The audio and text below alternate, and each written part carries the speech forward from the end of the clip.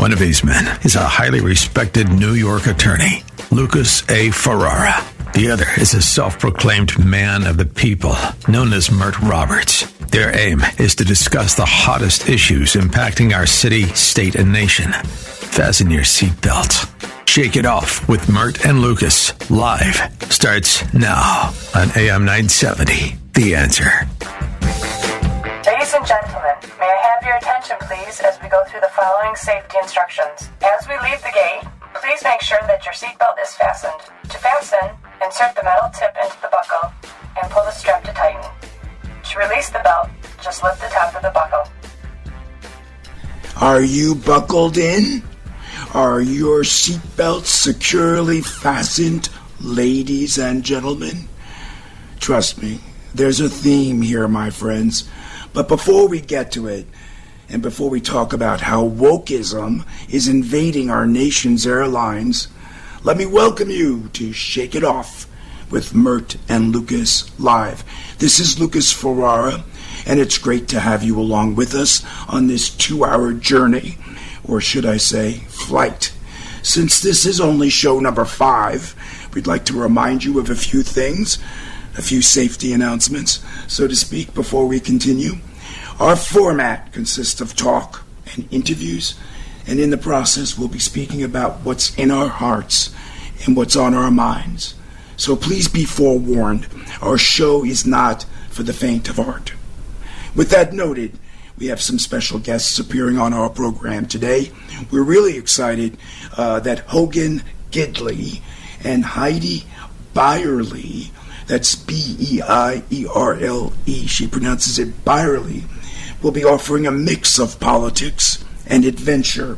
Hogan, who comes from Columbia, South Carolina, is a Newsmax contributor and Republican communications advisor. He served as President Trump's deputy press secretary and was recently hired to work with House Speaker Mike Johnson. Do you think it has anything to do with Trump's re-election? We'll find out. Back in 2016, Hogan worked on Mike Huckabee's presidential campaign and was the former executive director of Huck, H-U-C-K, Huck PAC, Huckabee's leadership PAC. He's currently a senior advisor at America First Policy Institute. In his free time, he enjoys duck and turkey hunting, going to the beach, and golfing with friends. Yeah, it does feel a little bit like the dating show, doesn't it? That's very funny, Alex. You can cut it. I've also wondered if he's ever been on Duck Dynasty. Duck hunting, really. Heidi, who's based out of Bellingham, Washington, is a writer and artist who's been published in National Geographic. She'll be chatting about her new book, among other publications, by the way. She'll be chatting about her new book, Heidi Across America, One Woman's Journey on a Bicycle Through the Heartland. It's been described as a gritty story of homecoming and the power of an open heart to connect with people across the nation. Sounds compelling. Mert, you're going to like this, but she also won an award for a cowgirl outfit she made out of trash bags and duct tape. We definitely need to ask her about that.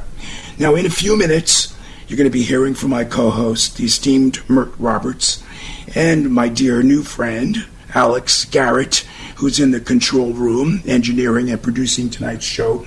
But first, I've got something I need to get off my chest. I'm sorry.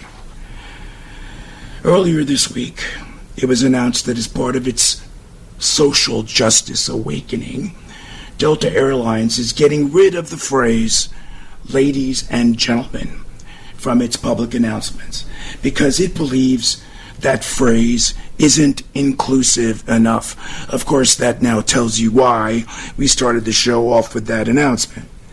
The airline reportedly has a language guide, and it's advising its employees to, quote, use gender-neutral language and pronouns. I'm quoting, do not use language that suggests a gender binary, male, female, period, end quote. gender-neutral pronouns, like what? It, they, them, XE, XM, Z, Zim. Hello, they, them. Welcome to the flight today. My friends, that's nonsense.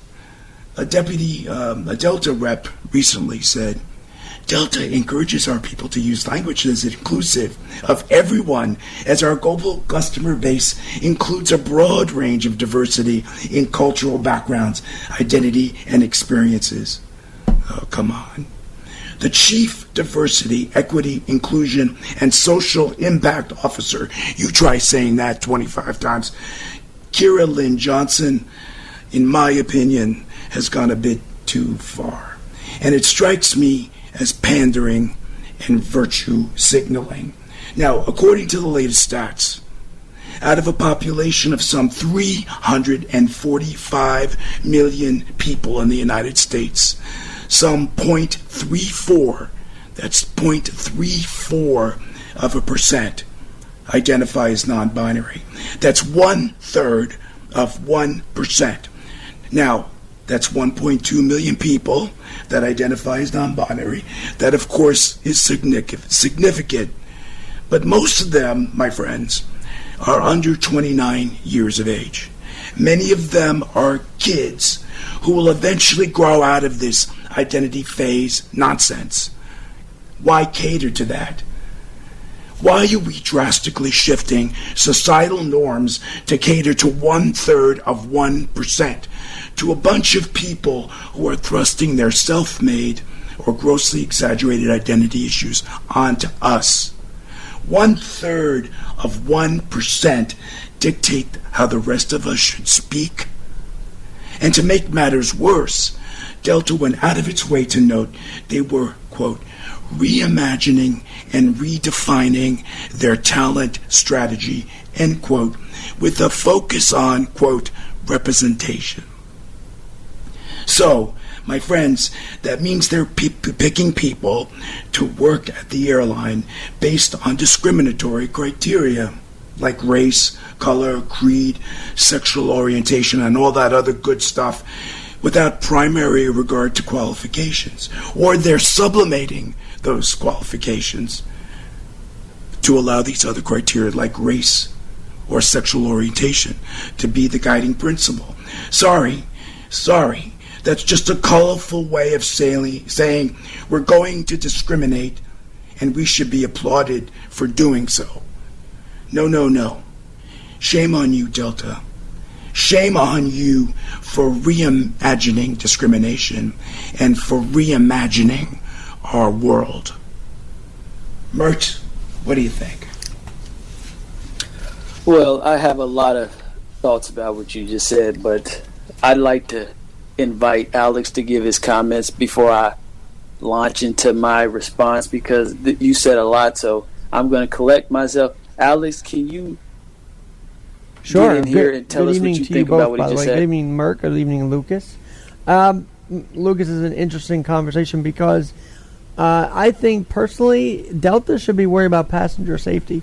Do you know they still have so many connections with Boeing, and a lot of their fleet is Boeing, yet how ineffective has Boeing been? How many doors have blown off of Boeing Airlines flights that, to me, getting rid of one message doesn't really take away the fact that some airplane, tragedies are happening. I mean, we saw it in Brazil on Friday, but they're really deflecting from the fact that they themselves, Delta Airlines, is partnering with the company Boeing that really just is not for passenger safety. Am I wrong there? No, I think you're absolutely right, and I think the focus should be on passenger safety. I think 60 people died yesterday in that airplane. What? It was not Delta. It was Bopas. Bopas Airlines. Yes, in 60 Brazil. people dead. Look, our hearts are. We extend our condolences to the families. Absolutely, and that's a it's tragedy. not something to take light to make light of. Yes. But let me get in here. Let me get ahead, Lucas, because that all that you said. I now that I heard Alex, I need to launch into what your soliloquy was all about.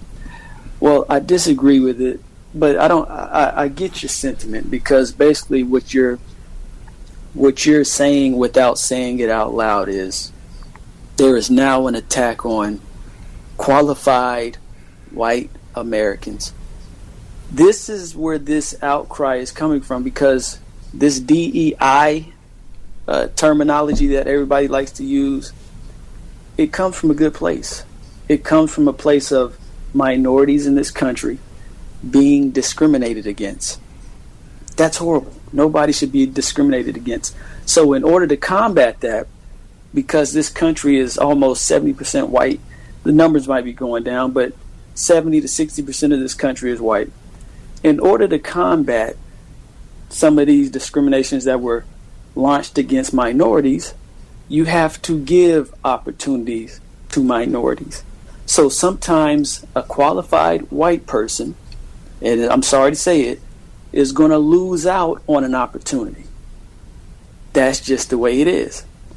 And we can really thank the way America was built for that being the way it is now. America is built upon laws and fairness and doing the right thing. With regard to race, creed, and every other category you can slide somebody into. So we have this tremendous system in this country where the law and fairness should reign supreme over everything else. So when we see fairness not being prioritized and we start to see racism and discrimination in blacks and Latinos and Asians and every other group being slighted and not being given any opportunities, well, the only way to correct that is to govern it, to put a law in place, to put policies in place to make things fair, because you can't just count on people who have these ideas that we're better than them. You can't count on these people to all of a sudden, from within their heart, say, you know what, I'm going to change the way I think. So you have to give them a little bit of encouragement.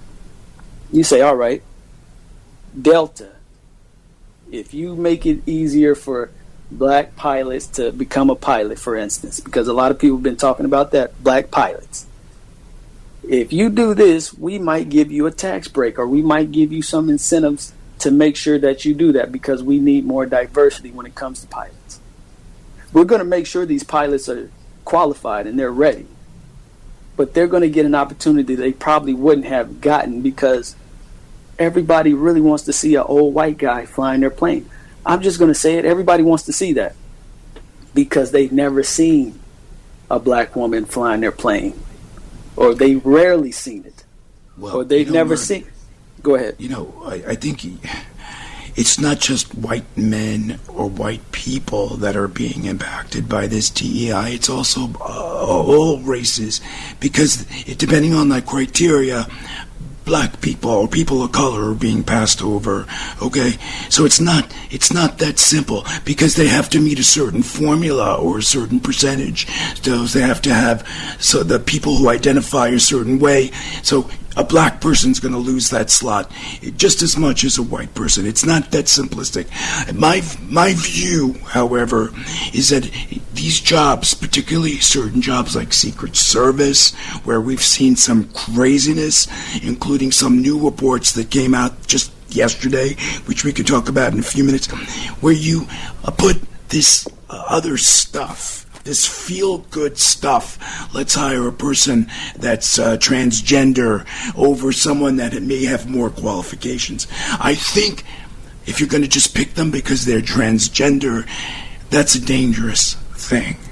Well, that's not what happens. Usually, somebody brings out an issue of, I wasn't given an opportunity. I'm qualified. I meet all the requirements. I have all the education necessary. I check all boxes. The only box I don't check is I happen to be transgender, or I happen to be black, or I happen to be Latino. See, this is what we're talking about. See, you're trying to be slick here. You're trying to make it seem like they're just saying, hey, you're transgender, want to be a pilot, or you want to be Secret Service? Yeah, and you know what? If you're going to be that simplistic, there may be an element of that, Mert. I mean, you're phrasing it that simplistically, but I think they would give favor to someone if it met their agenda, their quota, whatever you want to call it. And even the Supreme Court of the United States of America has chimed in when it came into the education system. This is Wrong. It's wrong. Look, I'm all for inclusion. Don't get me. I don't think we should have just white pilots. By the way, I've been on airplanes with black pilots and arrived safely. It has nothing to... And I've been on airplanes with female pilots and I've arrived safely. So it's not a matter of that, okay? But it's a matter of you cannot sublimate qualifications in all instances, particularly when you have high-profile, extremely technical work. And that would be pilots, okay? That would be Secret Lucas, Service. I disagree with that, because what happens when you have an abundance of qualified people? See, this is what we're missing out on. There are so many qualified people. And if we say we're going to take, out of all these qualified people, we're going to start selecting minorities or somebody who usually wouldn't get an opportunity because it's easier just to hire what we're used to. See, this is the nuances that we're not being honest about, because we're trying to make it seem like the people who are getting these opportunities aren't capable, when that couldn't be further from the truth. Well, I think based on some performances like the Secret Service with the assassination attempt and this thing up in Boston that was reported the other day where Secret Service broke into a nail salon that was around the corner from a Harris fundraiser so they could use the toilet. Now, let me ask you a question about that situation. Were those women, transgender Secret Service people who were breaking into these restrooms, well, you know what, and using them? I don't have their sexual identities or their preferences because so you can't, it's based on a news report. But I will tell you that there's no justification for trespassing and breaking into a store to use the toilet. What kind of genius would do that? That's a criminal.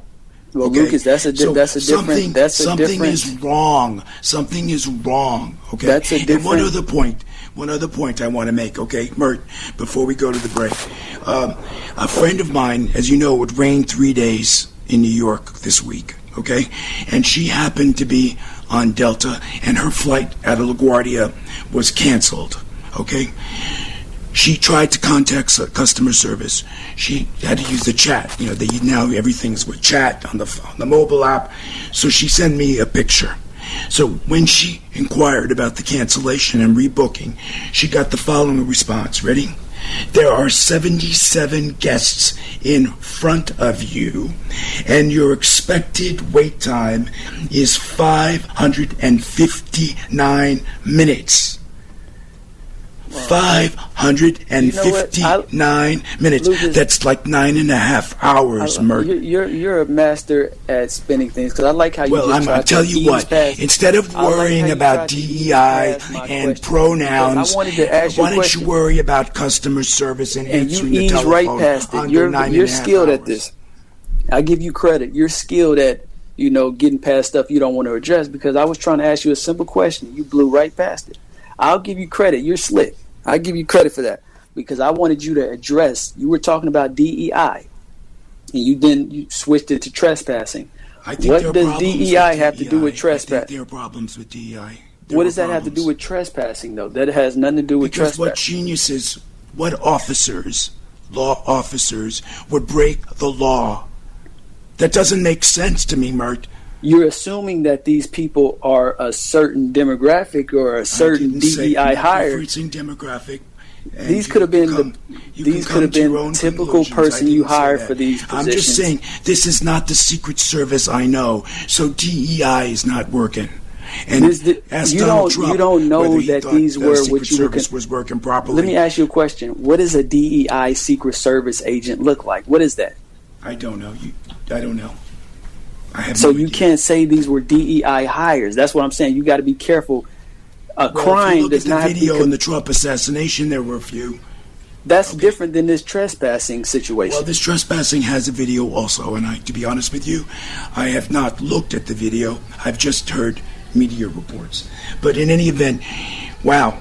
We have to go to a break, and when we come back, that went fast, we're going to be joined by our first guest, Hogan Gidley, who was the communications advisor and former deputy press secretary to President Donald Trump. So stay tuned. More when we return.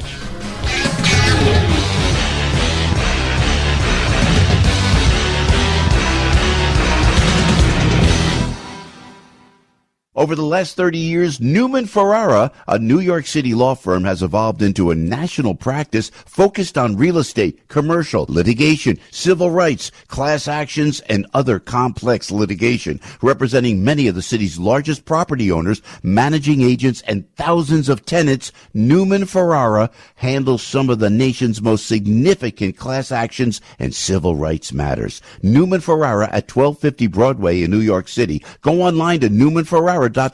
That's newmanferrara.com. Listen to the firm's name partner, Lucas Ferrara, every Saturday at 10 a.m. on Dottie Herman's longest-running real estate radio program, Eye on Real Estate, on AM 970. A real estate lawyer for 35 years, Lucas is a professor at New York Law School and is also a published author with books on real estate and New York's landlord-tenant law. Tune in Saturdays at 10 a.m. to hear Lucas's unique perspective and advice on Eye on Real Estate. The Tunnel to Towers Foundation honors our nation's greatest heroes and helps our nation to never forget. Mario Nelson joined the National Guard, and after 9/11, he volunteered to help with the recovery efforts at Ground Zero.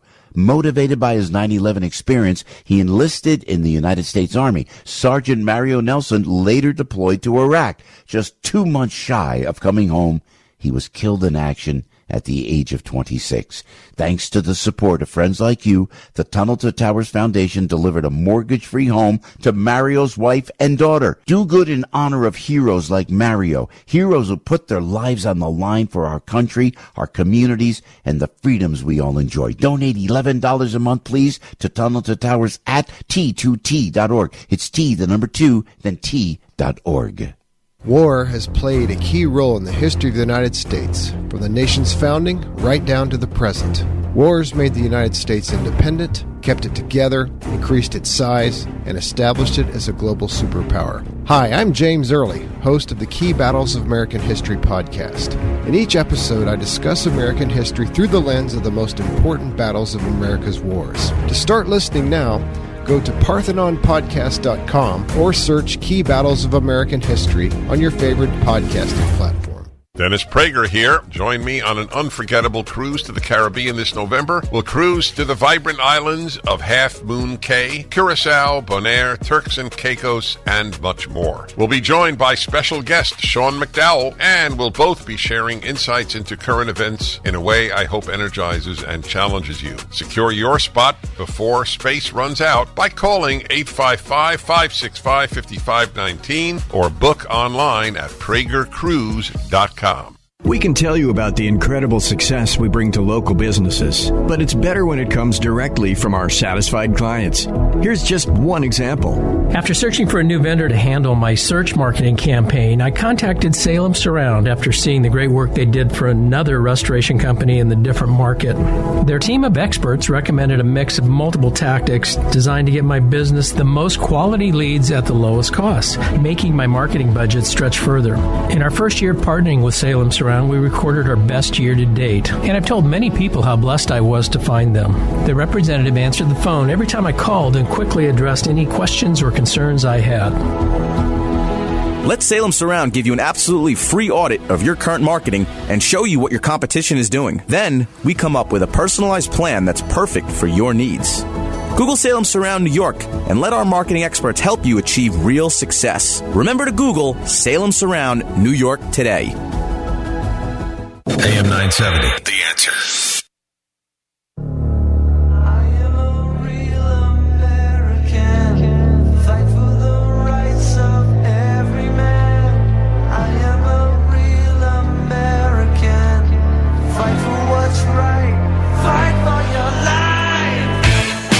Welcome back to Shake It Off with Mert and Lucas, live on AM 970, The Answer. Hello, my friends. I hope your seatbelts are still fastened because we're about to enter some turbulence, so to speak, because we are so honored to have with us today Hogan Gidley, who hails from Columbia, South Carolina. I did not know that. He's a Newsmax contributor and a Republican communications advisor. He served, you may recognize the name, as President Trump Trump's deputy press secretary, and recently was hired to work with House Speaker Mike Johnson. Hogan, we want to hear about that. Back in 2016, Hogan worked on Mike Huckabee's presidential campaign and was the former executive director of Huck PAC, Huckabee's leadership PAC. He's currently a senior advisor at America First Policy Institute. Welcome, Hogan, to our show. Thanks so much for joining us. No, it's great to be with you. Thanks for having me on. I appreciate the time. It is such an honor. I'm going to defer to my colleague, Mert. Mert, do you think you could be a deputy secretary, a press secretary? You know, it's always fascinating when you get to talk to somebody like this, because this is a unique individual. This is a job that a lot of people feel like they could do. They feel like they're smart enough to write out speeches and suggest what you should say and what you shouldn't say. So I'm just fascinated. What did you see in yourself, and what did others see in you that propelled you to this type of position where people would trust you with words? Because I could just see myself using that for less serious things like picking up women or something like that, you know, using the gift for that type of stuff. What did you see in yourself that made you go to a more, you know, distinguished route? And, you know, you're dealing with presidents and politicians, something so important. Well, I was in TV news for a while. I was an anchor and reporter way back in the late 90s, early 2000s, and that's when I went to work for Huckabee. And so I was in the press game like you guys are, and then started working for Mike Huckabee, and as you know, one of the best, most skilled, most effective communicators ever. And I just really learned to watch how he could talk to people, but more than that, Mike Huckabee's sincere. And I think that was something that was missing from a lot of the folks I'd dealt with in politics for so long, was he really believed in something.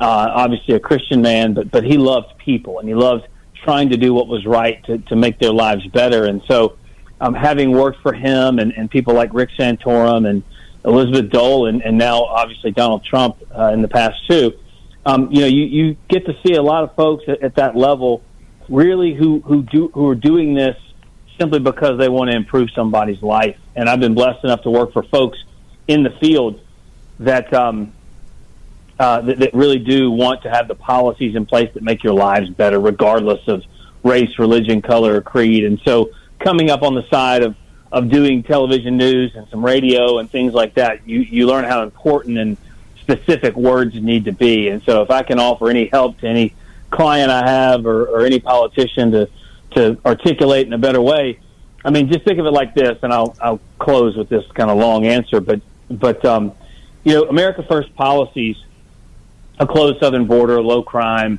low taxes, thriving economy, no wars. Those are loved by 80% of the people in this country. They're 80-20 issues, 70-30 issues. I mean, they're really popular. The question then becomes, why do we ever lose elections? And often there are a million things that go into winning and losing elections, from ground game to politicians to scandals to news coverage to everything else. But a lot of it has to do with communication. How can you articulate a message that people can appreciate?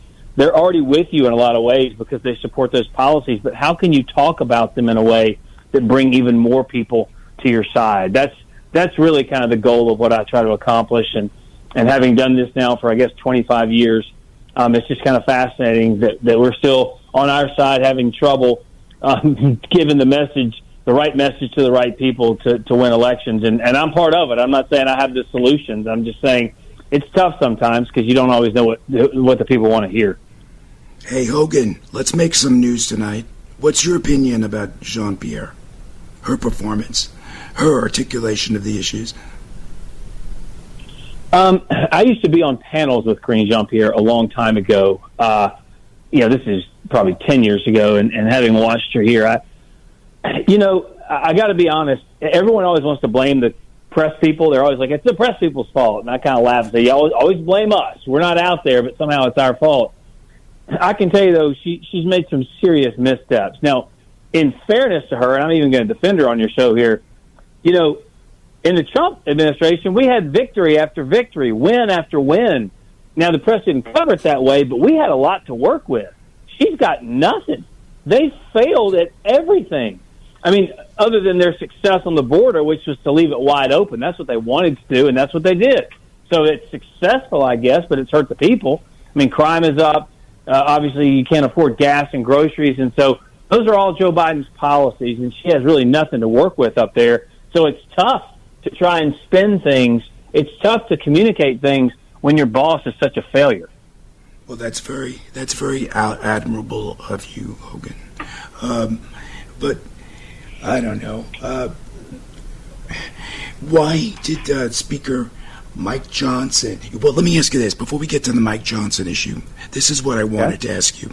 Journalistic ethics as a press secretary. Jean-Pierre stood up there for months lying about her boss's mental state, for want of a better word, okay? They were all lying. But from an ethics perspective, shouldn't she not have answered the question? Shouldn't she have handled the question differently rather than lying about it? This is an opinion question. Now you're bringing up... No, this is a very good point, okay? Because when you do take that job, one of the questions the press corps asks you is, what do you think your role is? They want to know.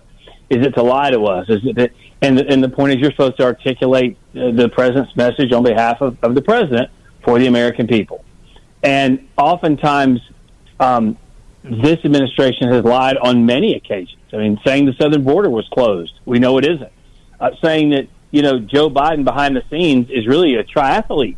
He's running marathons behind the scenes, guys. You don't even know. That's right. And it used to make me so mad, too, when Karine Jean-Pierre would say, you don't know. Behind the scenes, we have staffers in their 20s that can't keep up with him. And I thought to myself, how out of shape are these staffers that can't keep up with this guy? By his own admission, he works from 10 a.m. to 4 p.m. Don't tell me he's running circles around younger people.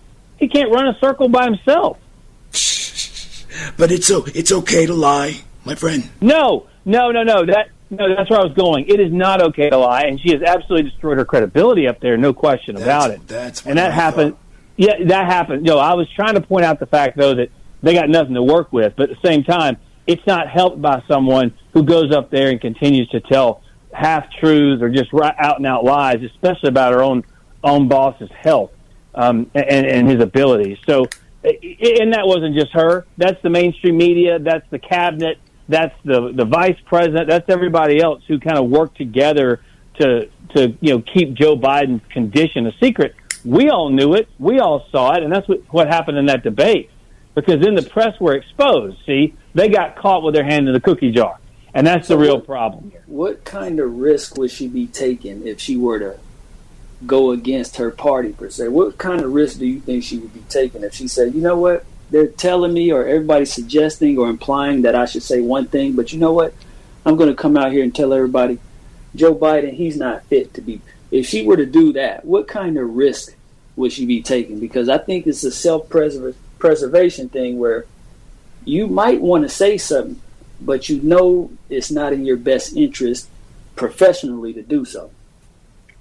Well, you're kind of making the point, which is, if it's the other way around, if someone from the Republican side comes out and says, hey, listen, I really don't like Donald Trump, he's really bad, all these things, and they get a ticker tape parade.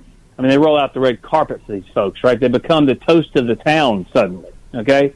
If you're a Democrat and you were to do that, then you're a pariah because you understand the Democrats control all the levers of power and influence in this country, the Hollywood, big tech, the mainstream media, colleges, universities. And so someone like that, as you just point out, you have to preserve your future. So they're not going to want to say the truth because then it puts them at odds with anyone who could give them a job later.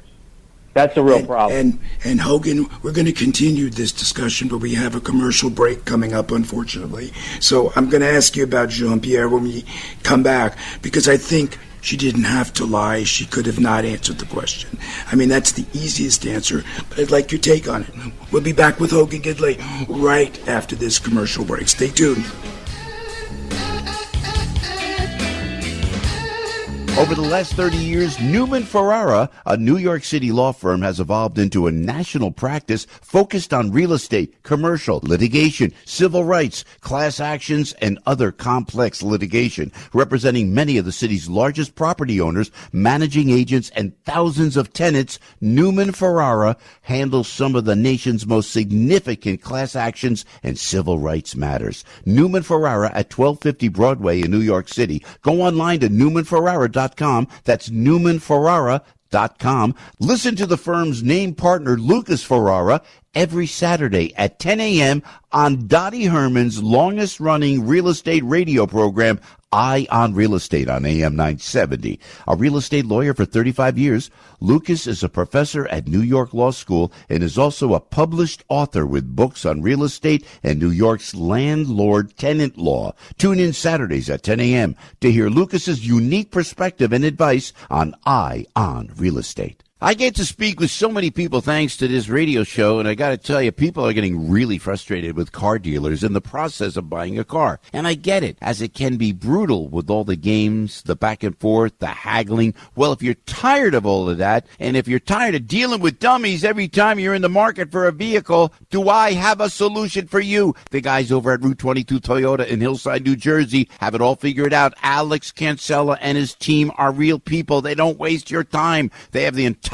process streamlined, and it really is the smart way to buy. Alex has all sorts of deals going on this month, but it's simple. If you're in the market for a new or used Toyota, call 973-705-8905. You tell them Piscopo sent you. Again, 973-705-8905. Tell them I sent you, and then proceed to kick yourself for not knowing about Route 22 Toyota the last 3 times you needed a car. Am I right? Get over to Route 22 Toyota, right on Route 22 West in Hillside, New Jersey, or online at route22toyota.com. This is Carol Platt-Liebau for townhall.com. The Olympics have normalized men beating up women. Last week, an Italian boxer withdrew from the Olympics mid-fight after being pounded by an Algerian opponent who was barred from competing in women's events at the World Championships. He has XY chromosomes and testosterone in the male range. After being forced to surrender her Olympic dreams, the Italian female boxer apologized for failing to shake her opponent's hand. She says the controversy makes her sad. What's even sadder is when women are afraid to stand up for themselves. Female athletes have worked too hard and come too far to knuckle under to a radical agenda that strips them of their rights. Someone should ask Kamala Harris whether American girls deserve a level playing field, or whether they should be forced to play along while men strip them of their rights and Olympic medals. I'm Carol Platt-Liebau.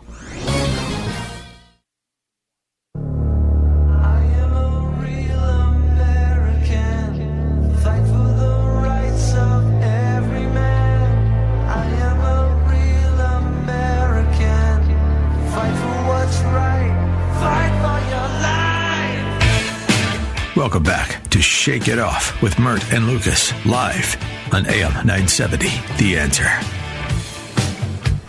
We are back with former National Press Secretary for the Trump campaign and former White House Deputy Press Secretary and Newsmax contributor Hogan Gidley. Hogan, we have so much to talk about. Let's change the topic a little bit. You were just signed on to work with Speaker Johnson. What do you hope to accomplish there? Well, I think, we've talked about messaging and the way to articulate a vision to the American people is so important. And as you're looking at the playing field, you're looking at the map for the upcoming presidential election and for so many running for Congress. You want folks to be on the same page. You want them, really pushing the same message. And so just making sure, if I can, in some small way, serve to really help the speaker, who is amazing in his own right, at being able to go on camera and put forth a vision, to help him kind of work to build out more of a symbiotic relationship by what they're saying down in South Florida from the campaign and all the other congressmen across the country. Just an effort to really help the messaging out there and develop some good strategies and some good events heading into November to really showcase the difference between the successful and proven America First policies versus the failed policies of Joe Biden. Hear, hear. You know, from a public relations perspective, how do you think Trump is doing? Do you think he's lost some of the momentum that he garnered when there was that assassination attempt recently? Well, I mean, look, inherently you're going to see some shifts in polling and things like that as we get closer to the election. That just always is the case, especially when the Democrats decide to upend their entire process and just get rid of a guy who not only is the sitting president, but has held elected office for half of a century. Now, people out there are saying, look, the polls are tightening. I can't believe she's not ahead by 20 points. The way the media is falling all over her, refusing to ask her tough questions, saying she's the best thing ever. This is the same media, remember, that told us the Russia collusion was real and that the Hunter Biden laptop and the Ashley Biden diary were fake, and that behind the scenes, Joe Biden was really a push-up champion, and he's out there bench pressing 225 pounds, and that Kamala Harris also isn't very good at her job. See, we're going to have to change that ticket, and we're going to have to get somebody else. Now, all of a sudden, that same media who lies to us all the time is trying to tell us that Kamala Harris is not only the great vice president, is that she is the best candidate we've ever seen for president. And, of course, annoying her that is just laughable on its face. So it's a little frustrating to see the media act the way they're acting, because I've never seen them this, so obviously in the tank for somebody. I mean, they're always for the people on the left, but this is like something I've never seen. We're on 20 days. You know, my friend, taking a question. It didn't work for Hillary. That's all I'll say. I mean, yeah, but it worked for Joe Biden. It worked for Joe Biden in 2020. Remember, he just got to sit in the basement, right? But that was COVID. You had COVID. Yeah, but they let him. That's what I'm saying. The media let him do it. They're going to let her do this. They're going to let her keep quiet. They're going to let her stay on a teleprompter, stay scripted. This is, listen, I said this in the last part. Remember, what was exposed in that debate between Joe Biden and Donald Trump, it's more than bias and a hatred for Trump, although that exists. It's more than that. They're invested in this. They had to pretend as though no one in the media knew Joe Biden was this bad off, even though days later they would put out stories how the cabinet was saying how bad he was 2 years ago, and how reporters knew 3 years ago how bad he was and how many steps he'd lost at that point. So they will do everything they can because, see, not only is it the policies they want, but they also want to maintain their power. And they know by electing someone like Kamala Harris, their power remains intact. Whereas if you put someone like Trump in place, he can go around the media and just use Twitter or Truth Social or whatever he wants to do and take the message to the people. He doesn't need the media, and that's what scares them and makes them the most angry. Hear, hear. Look, the other day, the former president called Kamala a radical left lunatic. Do you think it's a mistake that he's taking such a harsh tone with Kamala, or do you think it's a calculated move and it's the right way to go? Do you have an opinion on that? Yeah, it's calculated, but I think it's the right way to go because politics is about defining your opponent before they can define themselves. And the media is doing everything it can to show that she's a moderate somehow, some way, when everyone knows she bragged about being the most radical senator, way to the left. I mean, she was further left than Bernie Sanders, who's an avowed socialist, and a fake Indian like Elizabeth Warren. So she is clearly way to the left, bragged about her progressivism. And then when the media, again, doing what they do, as we were just talking about, they don't know she's moderated on these positions. They're allowing her little surrogate, not even on the record, but on background, to be like, hey, here, Kamala's changed all her positions on guns and fracking and the border and all of these things. They just take it as gospel, as if she actually did it, not asking her those questions and getting confirmation. So they're doing the work for her. And when she had the chance to moderate and pick someone like a Shapiro from Pennsylvania, what'd she do? She went for the radical Tim Walz in Minnesota, who is also for open borders, defunding the police, letting criminals off the hook, all the crazy transgender stuff, using your taxpayer dollars to buy illegal aliens' health care, to buy illegal aliens' college tuition. I mean, this guy is a radical's radical, and everything Kamala Harris wants to do, Tim Walz actually did in Minnesota, all those radical policies. So for Donald Trump to call her out as being radical, that's exactly what he should do. He's got to explain to the people why she's radical, and as soon as he starts talking about those policies, as soon as he starts talking about the things she has done and wants to do, the American people are going to turn on Kamala Harris in a hurry. Well, hopefully she stops giving the same speech over and over again, and the American people can find out what her policies are, because you won't find any policies posted anywhere. You know what I wanted to ask you, your opinion, Hogan? Nancy Pelosi went on television the other day and talked about Waltz and said he was a moderate. What was up with that? You know, it's like you put lipstick on a pig. It's still a pig. Why is she saying he's a moderate when he's clearly not a moderate? When you pass gender-affirming care for kids and all this other nonsense that he was doing in Minnesota, including when the city of Minnesota was burning down with the George Floyd protests, he just sat there and said, well, that's the way it is, you know. What is up with this? Well, yeah, but even worse, he himself, Tim Waltz, has said he's a progressive. He's a radical. Of course. I mean, he's the one who said, one man's socialism is another man's neighborliness. Yeah, I would love to have a neighbor like Joseph Stalin. I mean, yeah, that'd be a great neighbor to have. I mean, he clearly has embraced all the radical views and ideologies that most people wouldn't dare even talk about, much less actually do. That is him. And so this is the race, okay? The race is trying to get the American people to understand just how radical this ticket is, how dangerous this ticket is, what you can do, right, to expose that between now and then is very, very important. I agree. Nan, he should have just moved to China. He loves it so much. I think he was there 30 times.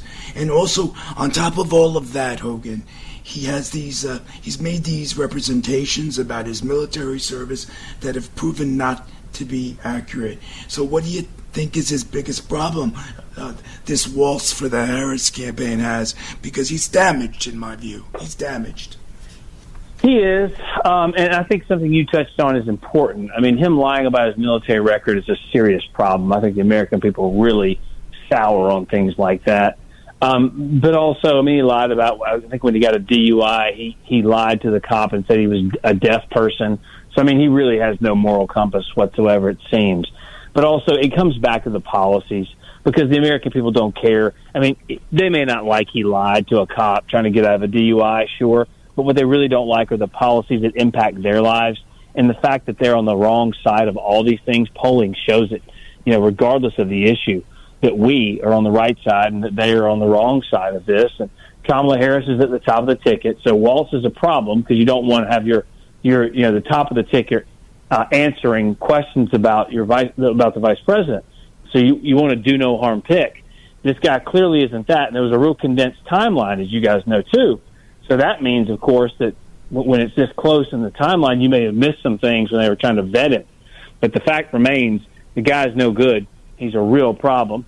And the more that you can point out, the better off. I agree. Why do you think she passed Josh Shapiro, though? I mean, he seems much more he's Jewish. He gave a great speech. He's Jewish. That's why. It's 100%. It's because he's Jewish. Now, I will say, I'm sure if the reports are right, she did not like a lot of there was a personal, like, you got to mesh with the person, okay? That's part of it. I think she didn't like him personally all that much based on the interview, because I think he's so openly ambitious. That's a problem. But at the same time, she knows, as do other Democrats, that picking someone who is Jewish would be a problem for them. And even people who are Jewish and big Democrats, like Debbie Wasserman Schultz and Auchincloss from Massachusetts, said, why, of all the candidates and the potential nominees for vice president, why is this guy getting all of the scrutiny? Why is Shapiro getting all the scrutiny? And we know the answer to that, because he's Jewish. That's why. And that's what they were saying. So even inside the Democrat Party, they know it. I mean, Van Jones, Democrat, former Obama administration official, said that there is a big strain of anti-Semitism within the Democrat Party that needs to be taken out. So they know they've got a problem. How long do you think Kamala can maintain a lead over Trump right now in the polls? She's doing pretty well in some areas of the country. And well, I mean, again, Trump's ahead in a lot of these swing states, which is where this thing's going to be won and lost. I will say she has so many issues that she's going to have to face if she ever gets off script, if she ever talks to a reporter. So it's still going to come down to the policy. That's what it's going to be about. And so if Trump can focus on that and call her out on those things, it's just way better, a way better fight to have, because the American people do not like those radical policies. They reject them time and time again, and she's embraced them all. I mean, like I said, she ran for president before. No one liked her then either. So she's not new to this game. The more you see of her, the less you like her. She's more radical than Joe Biden and less likable. So focus on the policies, and if Trump does that, the campaign does that, we'll all be in good shape. I think, Hogan, the debate is going to make or break it. And is Trump, is the former president, ready? Oh, I'm sure he is. I mean, look, he's done this many times. She's ready too, though. She's done this many times also. Remember, she went on a debate stage and called Joe Biden a sex criminal and a segregationist. So she's not afraid to throw some knives out there too. So we're going to see what happens with those two. But Donald Trump knows what he's doing up there. If he can stick to those policies, man, oh man, she's going to have a long night. Hogan, I know you have to run, and we are so thankful that you joined us this evening. Thank you so very much. Ladies and gentlemen, you just heard from Hogan Gidley, former National Press Secretary for the Trump campaign, former White House Deputy Press Secretary, Newsmax contributor. We are extremely grateful. Thank you, Hogan. Thank you so much, guys. Y'all have a great night. Thank you. What do you think, Mert? Amazing, well, right? I think you two sounded like y'all could be best friends. So that was a good interview for that. You clearly don't like. Amazing. He's an amazing speaker, and it was fluid. I mean, time just flew by. Right. You guys have a lot in common. I can see that. So it was the perfect guest for you. And I'll take that. I'll take that as a compliment. Yeah, Alex, what did you think? I've loved having Hogan on all of our different shows. It's great he's been on here with you. You did great.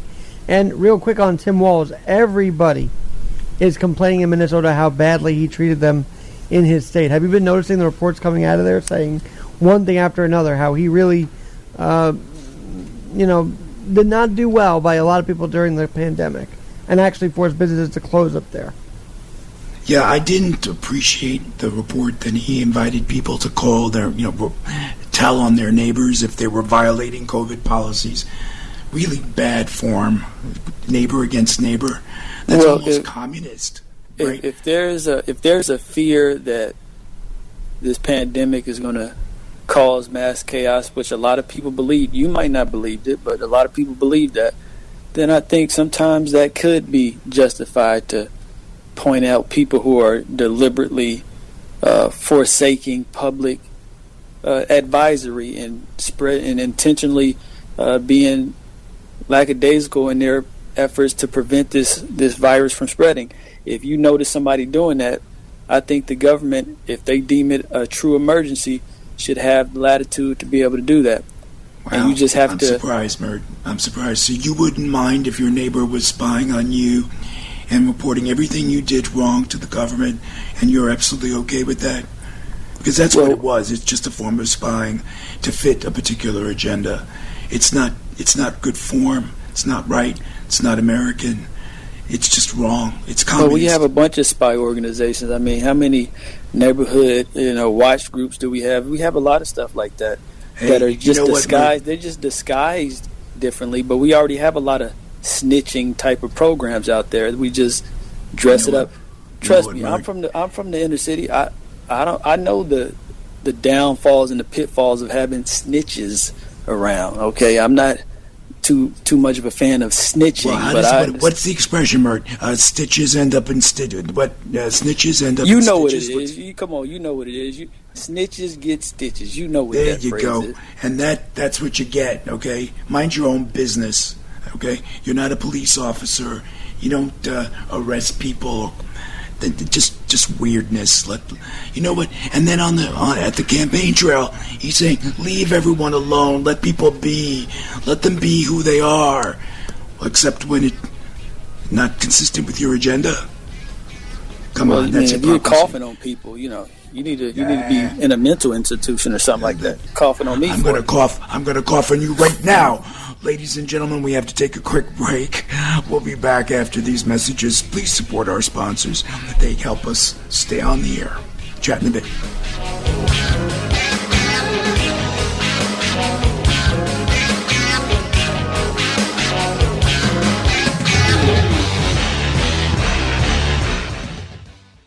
preceding hour of programming, sponsored by Shake It Off Live, LLC.